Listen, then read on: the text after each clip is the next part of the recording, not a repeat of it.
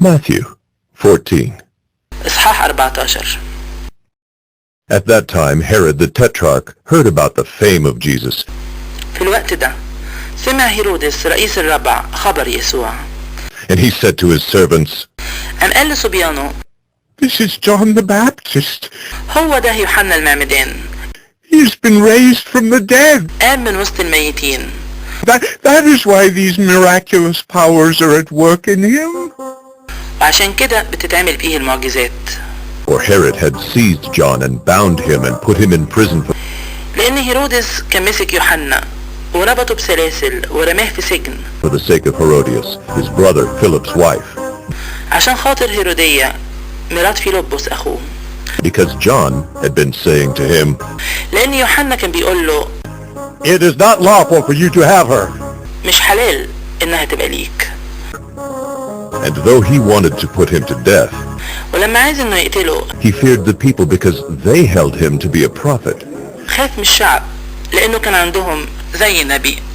But when Herod's birthday came, the daughter of Herodias danced before the company and pleased Herod. بعدين لما جه عيد ميلاد هيرودس رقصت بنت هيرودية في الوسط فبسطت هيرودس. So that he promised with an oath to give her whatever she might ask. وعلى كده وعد بحلفين إن مهما طلبت هيديها. Prompted by her mother, she said, وهي لما كانت اتلقنت الكلام من أمها قالت: Give me the head of John the Baptist here on a platter. اديني هنا على طبق راس يوحنا المعمدان. And the king was sorry. فاتغم الملك. But because of his oaths and his guests, he commanded it to be given. ولكن لأجل الحلفين واللي قاعدين معاه أمر يدوها لها. He sent and had John beheaded in the prison. فبعت وقطع راس يوحنا في السجن.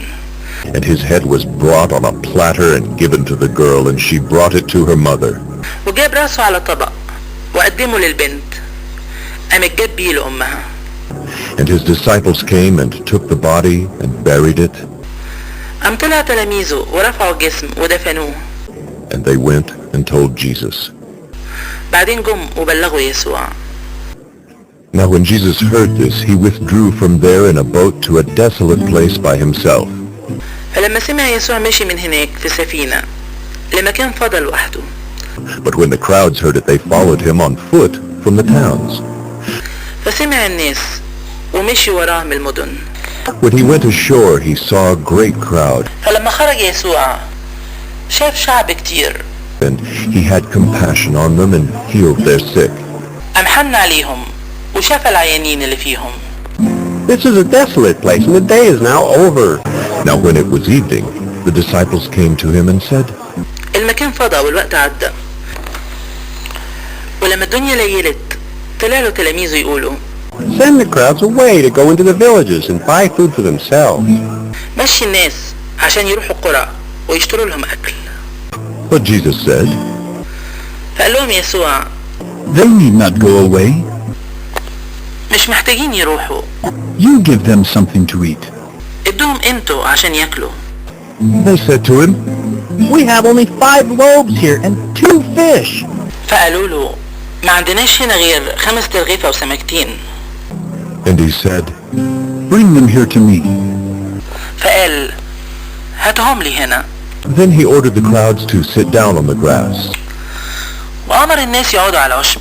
And taking the 5 loaves and the 2 fish, بعدين خد ال5 ترغيفة والسمكتين he looked up to heaven ورفع عينيه للسماء. and said a blessing. Then he broke the loaves and gave them to the disciples, and the disciples gave them to the crowds. وبارك وكسر وادى الأرغفة للتلاميذ والتلاميذ للشعب. And they all ate and were satisfied. فأكل الكل وشبعوا. And they took up 12 baskets full of the broken pieces left over. بعدين رفعوا اللي فضل من اللي متكسر 12 قفة مليانة. And those who ate were about 5,000 men, واللي أكلوا كانوا حوالي 5000 راجل besides women and children. غير الستات والعيال. Immediately he made the disciples get into the boat. وفي الحال أمر يسوع تلاميذه يدخلوا السفينة. and go before him to the other side while he dismissed the crowds.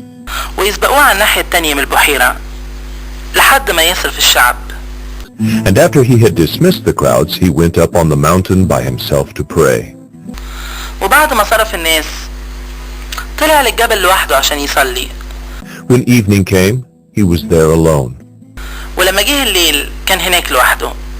But the boat by this time was a long way from the land, beaten by the waves. وأما السفينة فكانت بقت في وسط البحر متعذبة من الأمواج. The wind was against them. لأن الريح كانت ضدها. And in the fourth watch of the night, he came to them walking on the sea. وفي الربع الأخير من الليل راح لهم يسوع ماشي على البحر. But when the disciples saw him walking on the sea, they were terrified and said, "It is a ghost!" فلما شافوا التلاميذ ماشي على البحر اضطربوا وقالوا إنه خيال. And they cried out in fear, but immediately Jesus spoke to them saying, ومن الخوف صرخوا. قام في الحال كلمهم يسوع وقال لهم "Take heart, it is I. Do not be afraid." اتشجعوا، أنا هو، ما تخافوش. And Peter answered him, فجاوب بطرس وقال "Lord, if it is you, command me to come to you on the water." يا سيد لو كنت انت هو فأمرني اني اجيلك على المية. He said, "Come." فقال له تعالى. So Peter got out of the boat فنزل بطرس من السفينة and walked on the water ومشي على المية and came to Jesus. عشان يجي ليسوع. But when he saw the wind, he was afraid and ولكن لما شاف الريح شديدة خاف. beginning to sink, he cried out, ولما ابتدى يغرق صرخ وقال "Lord, save me!" يا رب نجيني. Jesus immediately reached out his hand and took hold of him, saying to him, ففي الحال مد يسوع ايده ومسكه وقال له "Oh, you of little faith, why did you doubt?"